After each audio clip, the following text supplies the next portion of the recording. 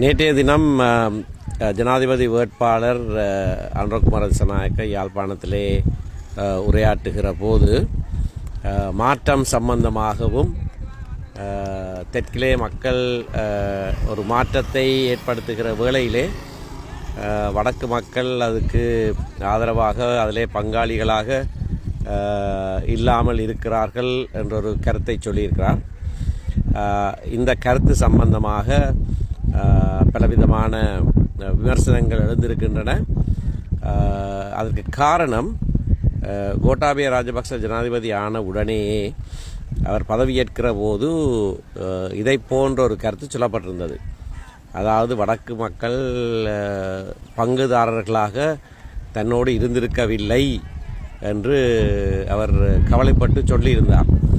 ஆனால் அவரை ஜனாதிபதி ஆக்கினவர்களே அவரை துரத்தி அடித்தார்கள். அப்பொழுது தெரிந்திருக்க வேண்டும் வடக்கு மக்களுடைய தீர்க்க தரிசன பார்வை சரியானதாகத்தான் இருந்திருக்கிறது என்று.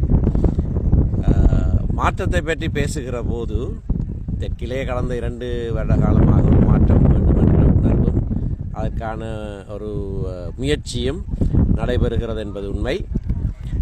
நாங்களும் மாற்றத்தை வரவேற்கிறோம்.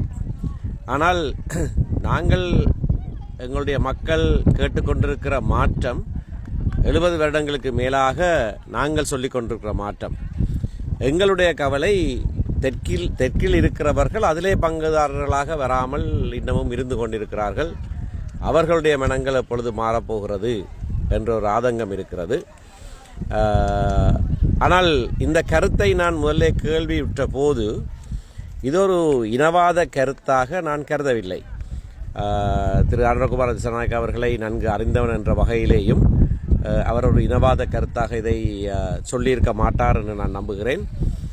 சில கருத்துக்கள் சொல்லப்படுகிற போது அது எப்படியாக மக்களிடத்திலே கொண்டு செல்லப்படுகிறது என்பதை வைத்து சில எண்ணங்கள் உருவாகும். ஆகையினாலே இது ஒரு துரதிர்ஷ்டவசமான ஒரு சம்பவம், ஒரு இனவாத கருத்து இல்லை என்று நான் நம்புகிறேன். ஆகையினாலே எங்களுடைய மக்கள் எதிர்பார்க்கிற மாற்றத்தையும் முழுமையாக நாட்டிலே ஏற்படுத்தப்பட வேண்டும். அவர் வென்றாலும் தோற்றாலும் அதற்கும் உறுதுணையாக இருப்பார் என்று நாங்கள் நம்புகிறோம். அவர் வென்றாலும் தோற்றாலும் அவர் சொல்லுகிற மாற்றத்தையும் ஏற்படுத்துவதற்கு நாங்களும் தயாராகத்தான் இருக்கிறோம். நாட்டிலே ஊழல் போன்ற விடயங்கள் முற்றாக ஒழிக்கப்பட வேண்டும் என்பதில் எங்களுக்கு மாற்று கருத்து கிடையாது.